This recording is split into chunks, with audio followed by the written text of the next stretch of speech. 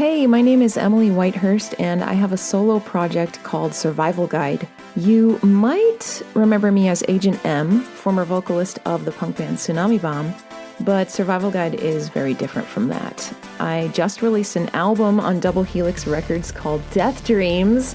It's synthy, sort of new wave-ish, sort of cinematic indie pop stuff, and I got to work with an amazing producer, Bob Hogue. I think you'll like it, and maybe you will love it. You can find it on any music streaming service under Survival Guide, and it's also on vinyl until we run out. There are 5 beautiful vinyl variants, but only 100 of each. You can find me on social media under Survival Guide Music, or find everything at my website, which is Survival Guide without vowels. So that's srvvlgd.com. Hope to see you around online or at a live show.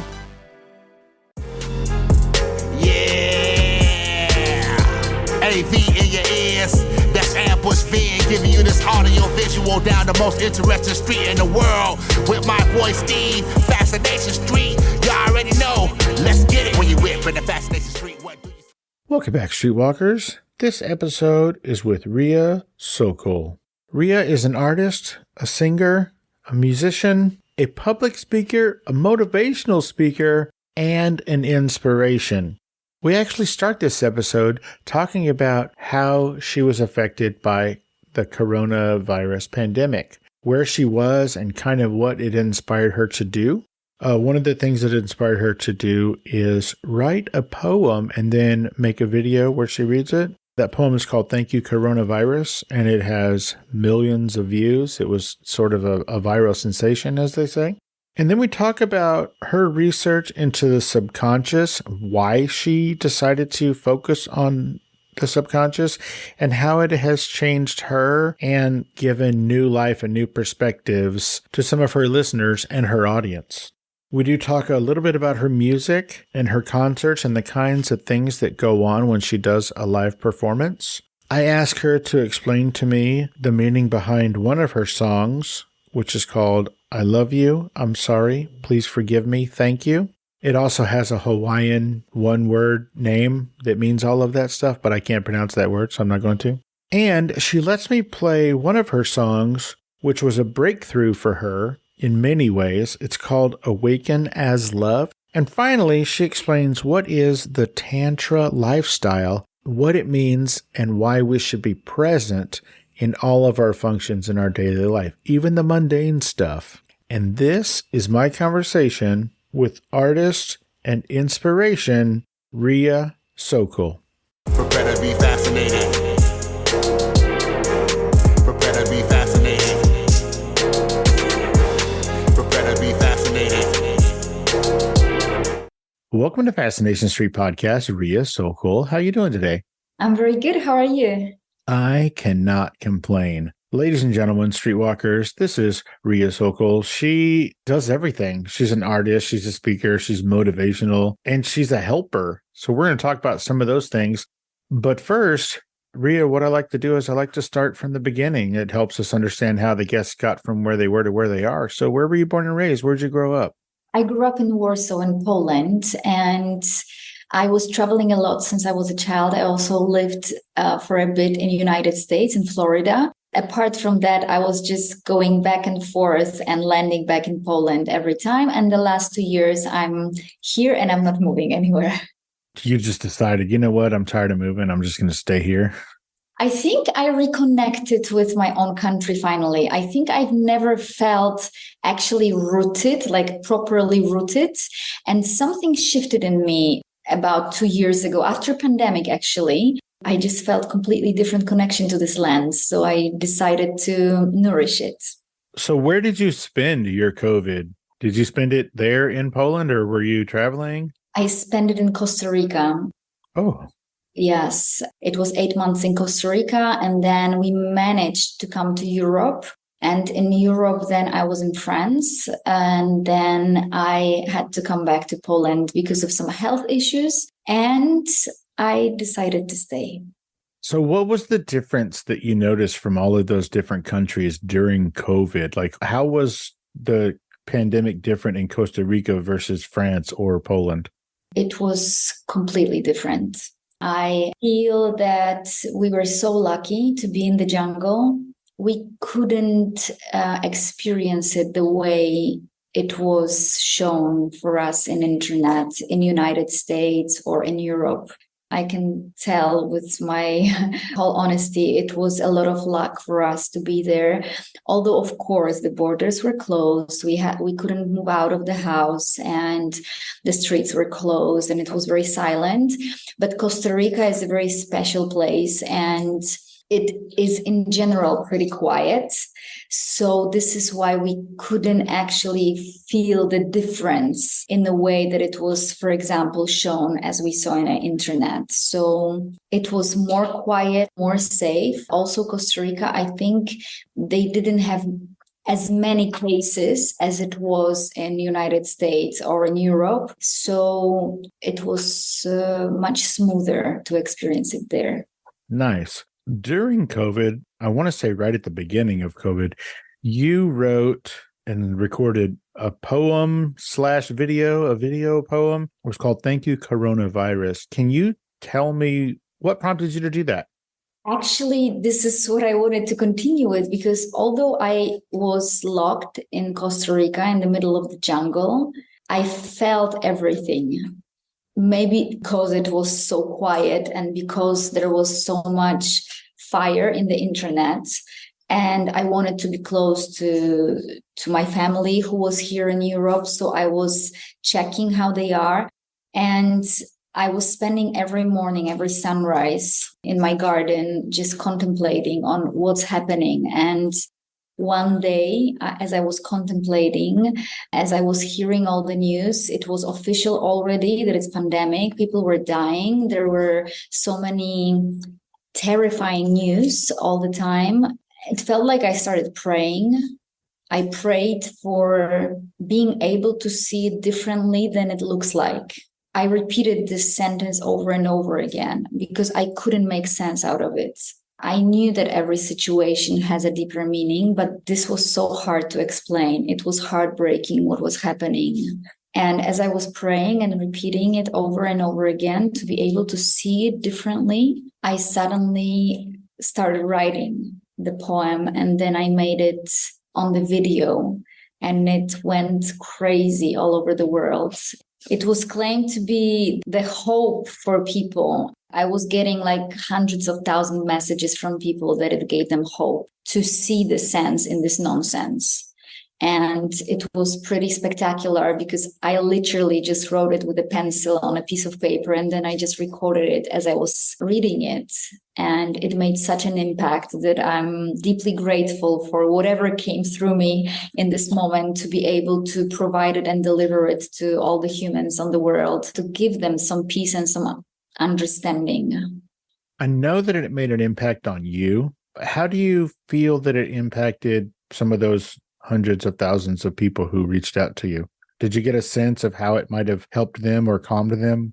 I think that when we are in the crisis situation, the biggest pain and the biggest trap is that we don't see the way out. We don't see how we can explain what is happening. It's like when someone dies, it's like, how do you make sense out of it? So I guess what this poem delivered was a different perspective. If we cannot do anything because we couldn't do anything, then how can we utilize it? How can we use it in a way that it's going to serve us? How can we learn from that? How can we become wiser after this whole situation? Most of the messages were about how people just suddenly came out of the fear. So they were on the replay with this poem because it was giving them peace and it was calming them down because there was tremendous anxiety, like a global and collective anxiety. And this was the common thing that I soothed their anxieties. Now, that is pretty impressive. I believe that you have, if you don't want to talk about this, that's fine. But I think that you have a history maybe of a little bit of a clinical depression. Is that right? Yes. So I guess you have firsthand knowledge of how some of these more affected, people around the world maybe felt during those alone times and that extra depression that ensued? It definitely gives me such a deeper understanding what people are going through. And I feel that depression is such a common disease just now. Anxiety and stress, depression, it's like 21st century biggest problem. And thanks to all the hell I've been through, I have a different compassion and different understanding of what people are going through. Depression came to me in the most successful moment of my life. I was 20 something. I remember claiming that I want to go and be known. I want to go and do my career. I want to go and show up with my voice, with being on a stage, whether I'm singing or speaking. And I made a music video that was very successful. And I was getting so many interviews and I was getting very famous and popular. I just started spiraling down. I couldn't understand it because I was successful, like everything was amazing. And still, I went really, really low with my mood and into my anxieties. Afterwards, I was diagnosed with clinical depression. And I couldn't understand it because it felt like, the world is against me, that I just wanted to have my dream come true. And then I get a depression, that it's not fair. But after all these years, I understand why it happened, because these 3 episodes, because I had few episodes, like depression was coming back and forth. It gave me so much power. It gave me so much compassion. It gave me so much love. It gave me so much understanding on how to navigate myself, how to understand myself better, how to understand other people better. I cannot even put it in words, but it gave me so much wisdom that I don't think I could take it from anywhere else. And I wouldn't be able to hold such a big audience that I hold now if I didn't have this experience. So I understand why it happened, although still I definitely don't recommend it. But of course, we don't have any impact on it. It was a horrible experience, and it definitely requires healing and taking care of. Nice. You mentioned during that, singing and being on stage. You started singing on stage in front of people around age 6, right? Yes. How did that happen? What prompted that? It was a casting. It was a Polish group, but it was dancing and singing. And it was a big popular group. And they were traveling all around the world. And I went on an audition.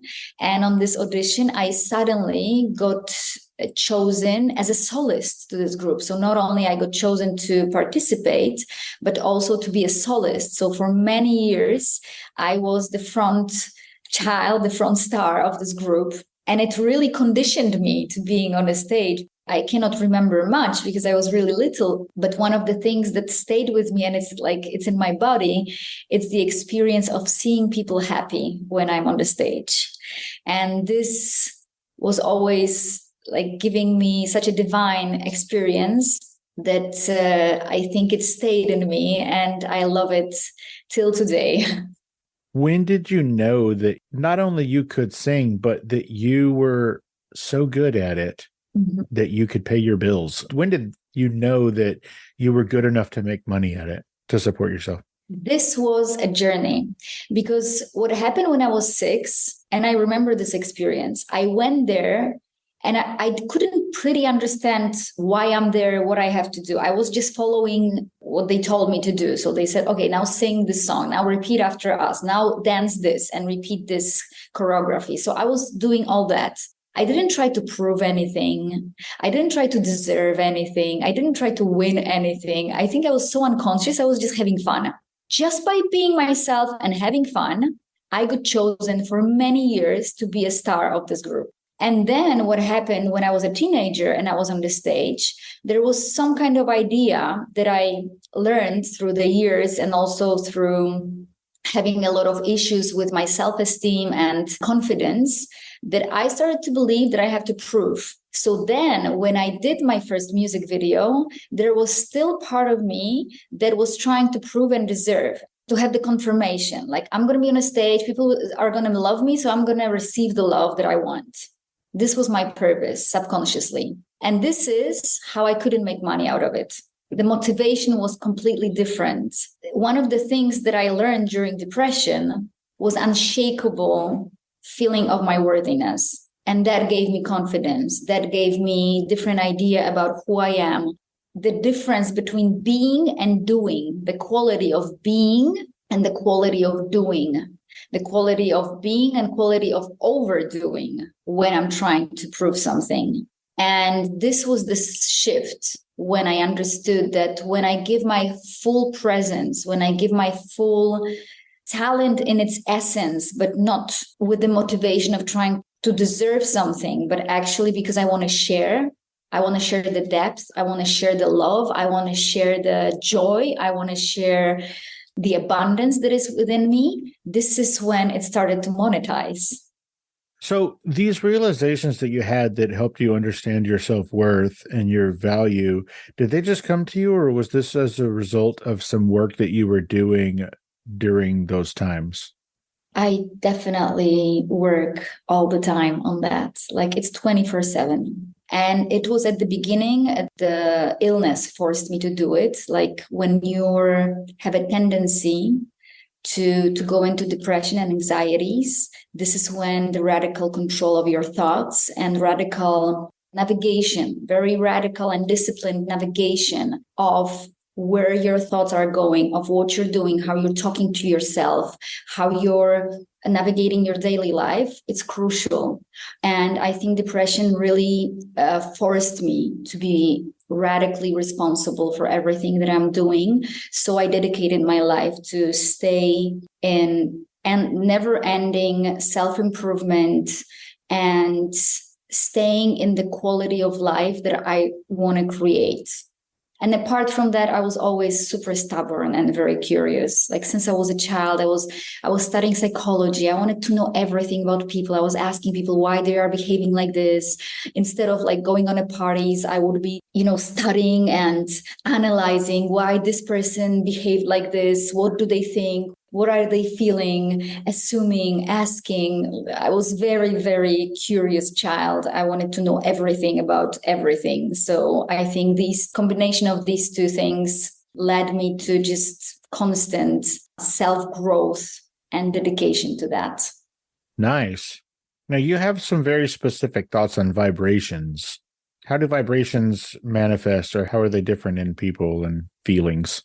I have this very clear idea how I see us as the creators, us as the beings that are coming here and going on the journey to understand what life is and how to create it in a most conscious way. So on all my whole life studies and experimenting, I saw life in the way that we can see the website. So let's say we're going on a website of, let's say it's Tony Robbins. We go on his website and we see his photo, we see a certain font, we see a certain colors, certain columns, other like little sites on this big website. And let's say we want to change the photo, or we want to change the text or the font. We don't click on the website. Like if we click and try to change it, we're not able to change it because it was created on a completely different website. It was created on the source website where we put all the codes, all the size of the font, the text, the photos, the colors, everything is on the source website. What we see when we go on Tony Robbins' website is actually the result of what was done in the source website. So taking this analogy, this is how I see life.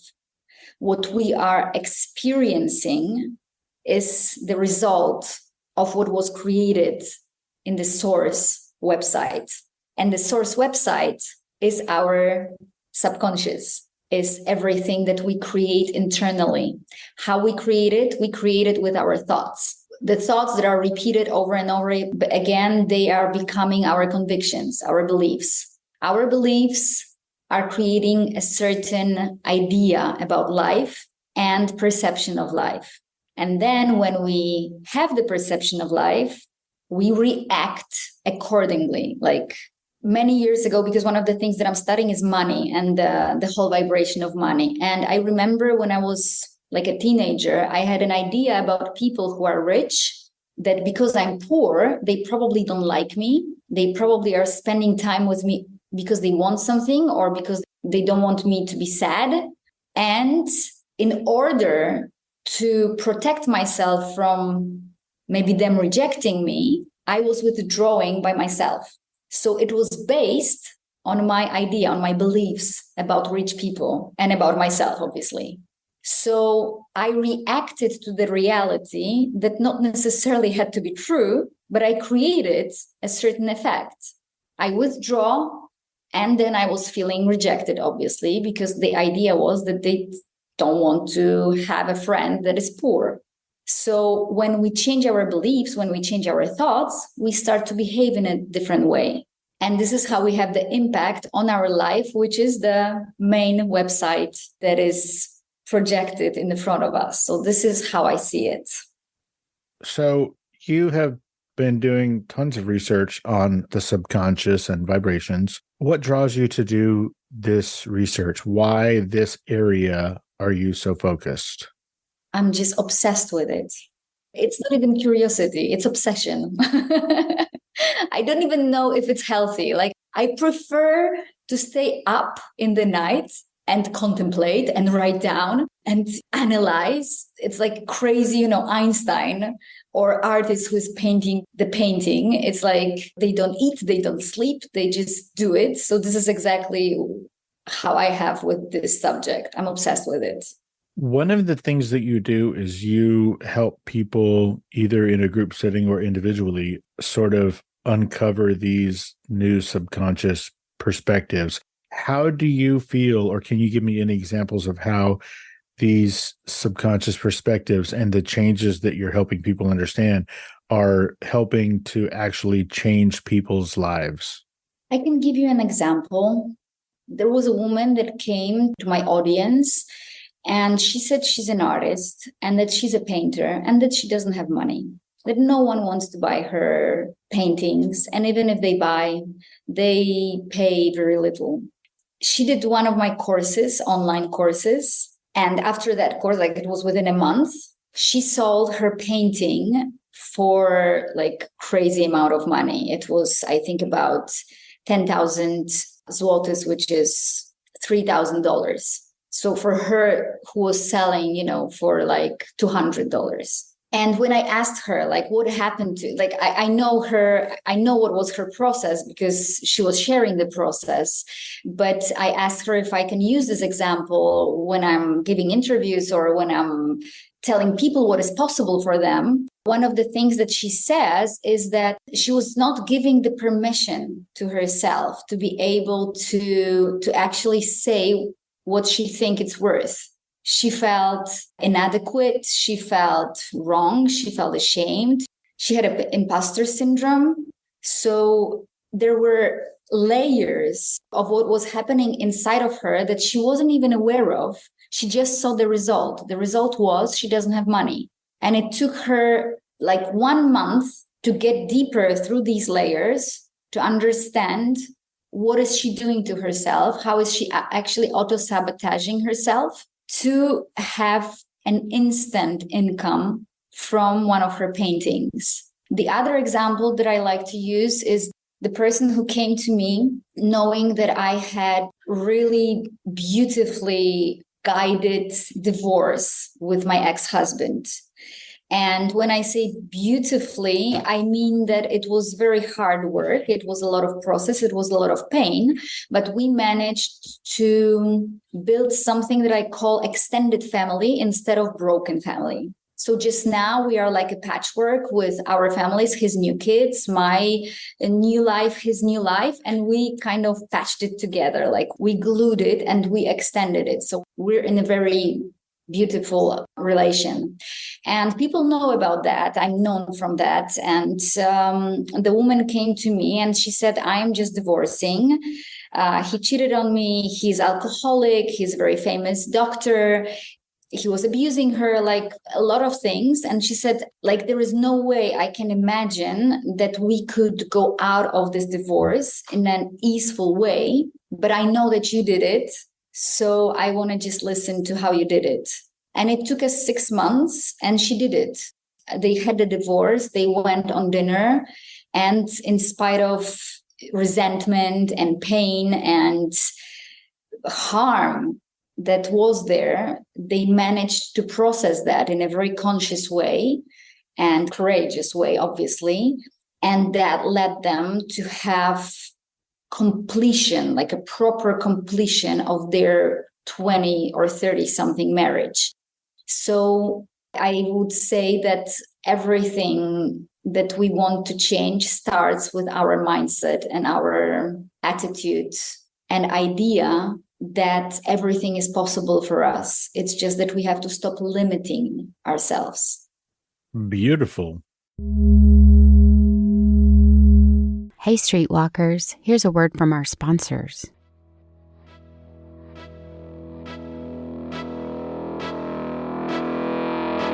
My Grandpa's Grandpa is an award-winning children's book. The story is that a grandfather, me, is tucking in Charlie, my grandson. Like all little children, he starts asking questions at bedtime. The questions he asks are about my grandfather. This book is a great way to think about how you can share stories of your family members with your children and grandchildren. You can order this book by going to Amazon or my website, cool-grandpa.us. If you purchase the book from my website, be sure to use the coupon code FS25 and save 25% on your order of my book, My Grandpa's Grandpa, from now until the end of the year.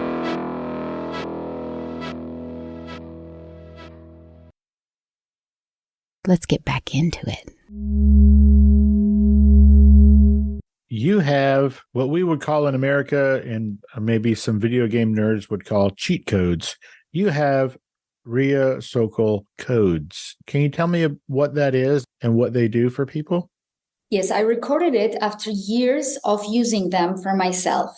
I had many tools that was taking me whilst I was in depression, whilst I was having anxiety attacks, panic attacks, sleeplessness problems, and the eating disorder. Like, it was all connected to how I was navigating my own thoughts and my mind. And that was the result of how I felt about me. And deep inside, I deeply hated myself, and I was very autoaggressive, which was so natural for me that I wasn't even aware of that.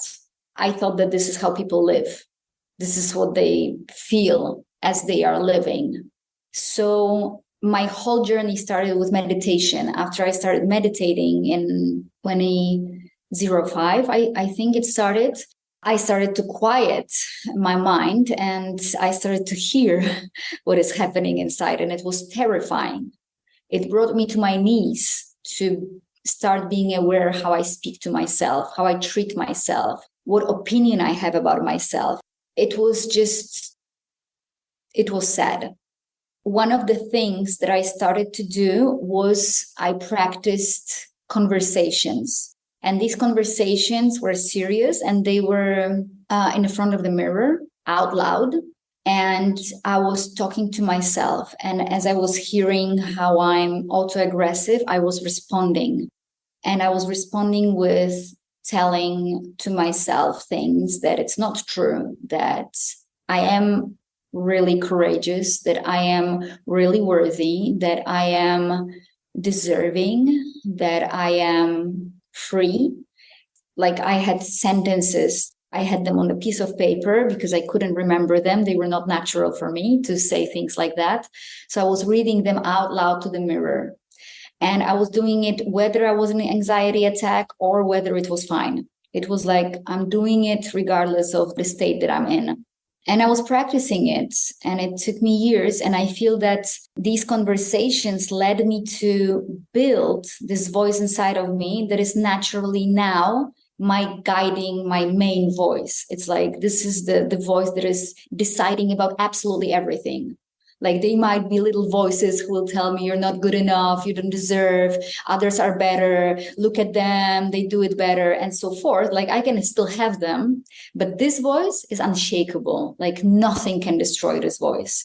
And it's the result of me doing this practice. It was a challenge, but the amount of power that I have now, like if I had to, I would do it twice longer if this is the result. Like I would do anything to feel like I feel today.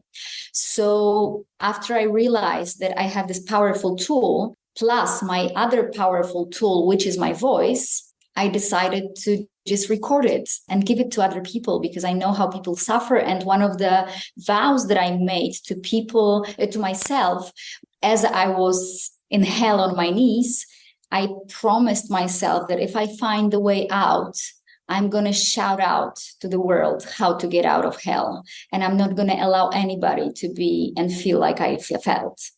So I recorded the codes. They are on YouTube. They are on Spotify, on all the possible platforms. Just now it's 12 codes, but every year I'm going to add another 12. So it's like 12 codes for 12 months. And in December, I have the premiere of another 12 codes. And just now you can find them both in English and in Polish. And they are dedicated to courage, love, freedom, abundance, relation, heart connection, like so many topics.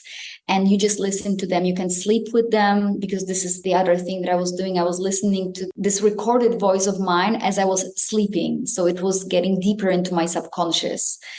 And then you can listen to them as you sleep. You can listen to them as you meditate. You can listen to them as you're driving the car. You can listen to them as you're working. Like you can just listen to them as I did. They were just 24/7 played in my environment, wherever I was and whatever I was doing. So these are kind of like mantras to help people in specific areas?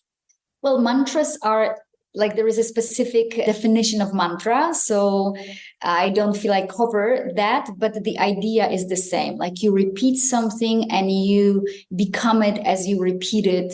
You pray as you repeat it. I call it programming. So it's like you program your mind. Just like on the Apple Mac, when there is the new update, you just rewrite the old program with a new program. So this is what the codes are doing. Got you. What is 4274? Oh, you mean the tool, yes? Yeah, I do. 4274. You posted about it on an Instagram post fairly recently. It's a breathing exercise. Is that right? It's a breathing exercise. Yes, that's right. That's correct. You inhale, counting to 4. You hold it for 2. Then you exhale for another counting, and then again you hold it. So this is what is calming your nervous system. This is what really, it's like a resetting your mind, calming yourself. And I use this expression that it's like getting back on track. Like if you feel distracted, if you feel overwhelmed, if you feel stressed, this is a great exercise that is very fast and instant. We're going to shift gears a little bit. Tell me about your music. I have heard reports of your concerts being, quote, unexpectedly magical, almost a religious experience. Tell me about your music. My music is very different. It's very mixed. It's a mixture of what I was going through in my life. So the first album is when I was depressed. So it's all the expression of me suffering, feeling inadequate, feeling lost, feeling dying, and a lot of darkness, but also very emotional. Then there was a second album that was my first step of getting out of my depression, which was I shared and started to go deeply into my motherhood because I couldn't see the sense of life at some point. One of the things that was giving me the sense of life were my children. So this was my first step, was like, okay, if you don't want to live for yourself, like you cannot leave these two beings that are totally dependent on you. So this was like a kick in the ass, one of the first ones. And I started expressing how the motherhood changed me and shaped me and how this was such a journey and still is. So the second album was about motherhood. And then the third album was about me getting into spirituality and using mantras as a tool to calm my nervous system. And then there was this incredible moment of my life when I recorded a song that was called Awaken As Love, which I felt was the breakthrough of my depression, of realizing that I am worthy, I am loved, I am important, and I have the place on this planet, regardless if I'm depressed, regardless if I'm in a bad mood or good mood. Like, I'm always worthy, always, no matter how I feel, no matter how I look, no matter what I do, I am always, no matter if I'm depressed, like, I'm always worthy, even if I'm lying in bed and crying and I'm feeling bad. So realizing that was the last depression episode. Like, I stopped running away from it and healing it in a way of like, I want to get rid of you, just get out of there.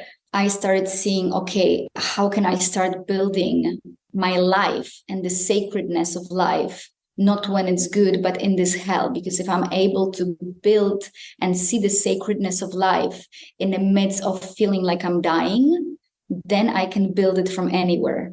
And then I'm undestroyable. And this is when I described this whole experience in this song, Awaken As Love. So as you look at my music, you can see my life in there.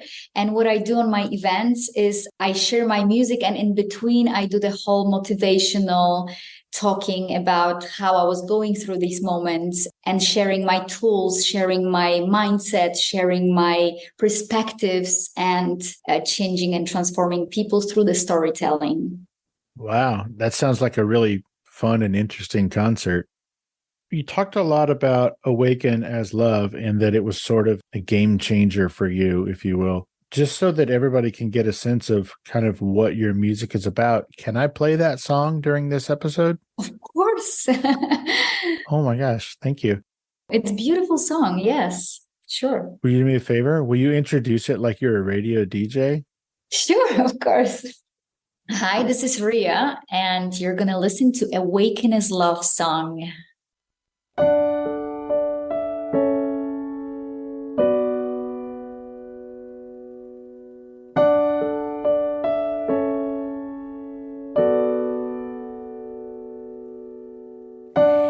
Here we are,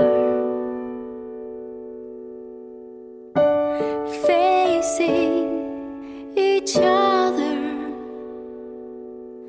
mirroring the shadows and the gifts,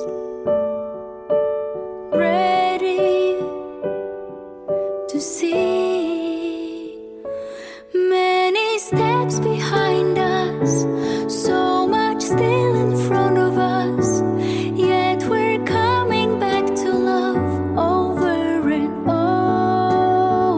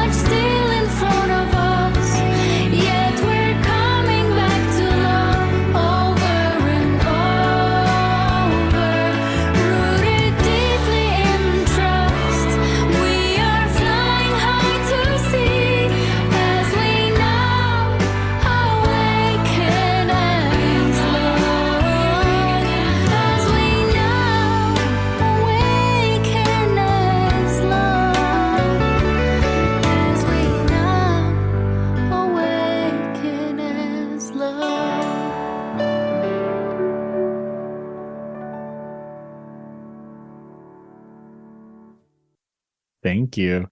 Now, you have another song, and I know it's a few years old, but it's called I Love You, I'm Sorry, Please Forgive Me, Thank You. It has another name, which I'm not even going to try to pronounce. Ho'oponopono. It's mantra. It's Hawaiian mantra. Okay, well, can you tell me like why you wrote that song and who is it aimed at? Who's it for?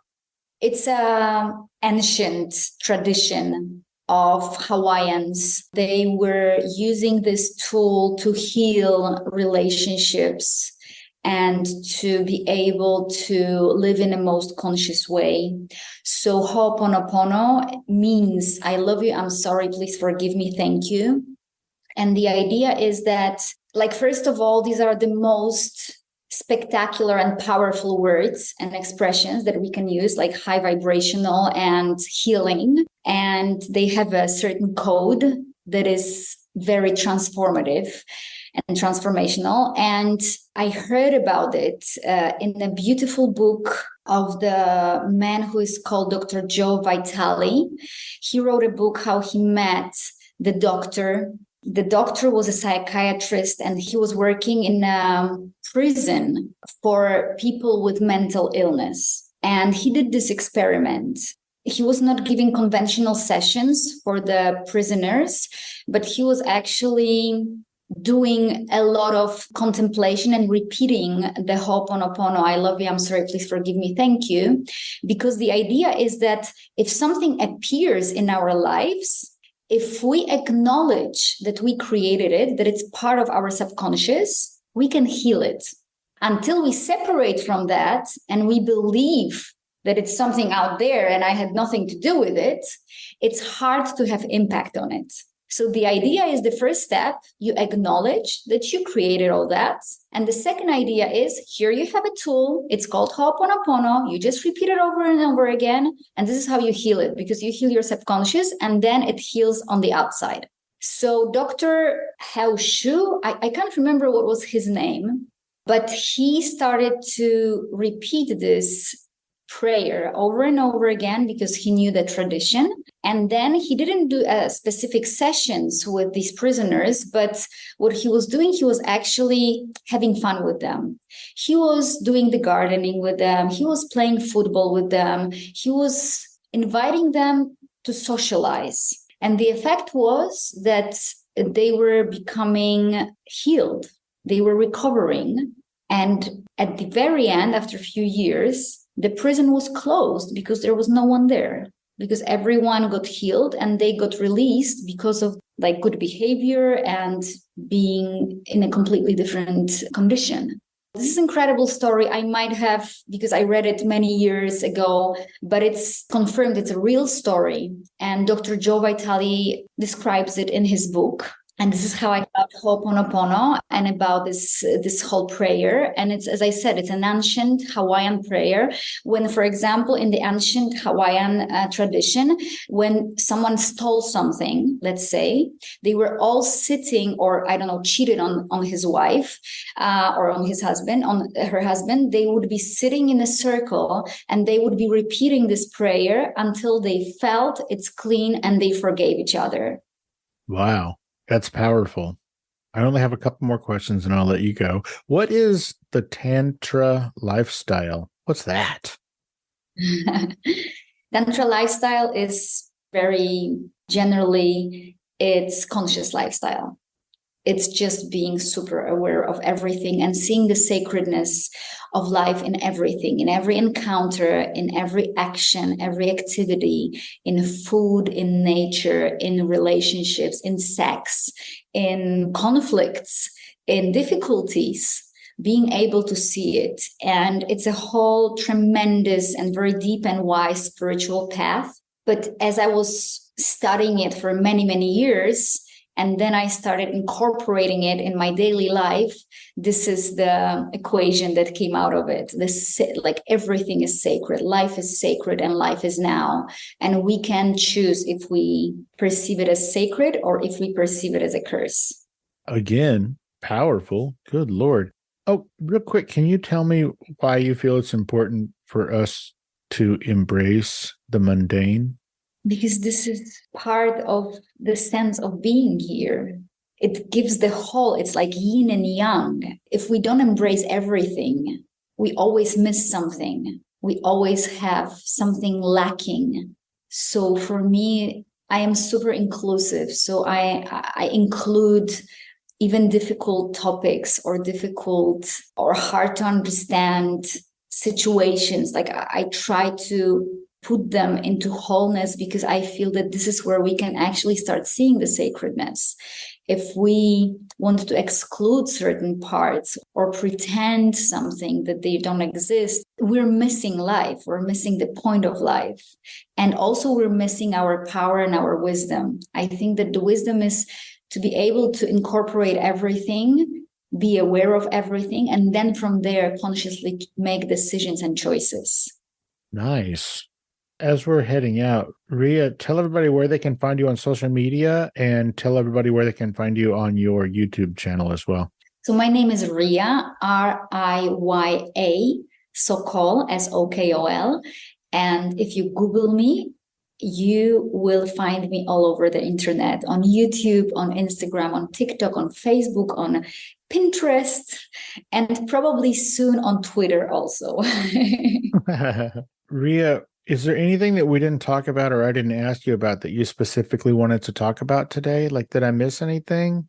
I think it's the last thing that is also linked to my request, because one of the things that creates our life is what we choose as a topic of our conversations. So we could meet today and talk about politics and complain about how the finances and economics don't work. And we could spend this whole hour on that. So for anyone who's listening and chose to listen to that kind of conversation, I would like to have a request, share it with at least one person that you listen to this conversation and allow yourself to discuss it, to talk about it, to decide what topics you're using in your life, because it will tremendously change the quality of your life. Love that. Wow. You heard her, Streetwalkers. Tell somebody and then have a conversation about this episode. Riya Sokol, thank you so much for taking the time out of your busy day and your hectic going into Friday night in Poland schedule to hang out and let us get to know you a little bit better on Fascination Street. I really appreciate it. I am honored to be here. Thank you so much for this conversation and for your questions. It was 100% my pleasure. Thank you for all of your insight and your wisdom and your inspiration and the hope that you give. Thank you again so much. I really appreciate it. Thank you so much. You have a great rest of your weekend. Yes, you too. Bye-bye. Bye-bye.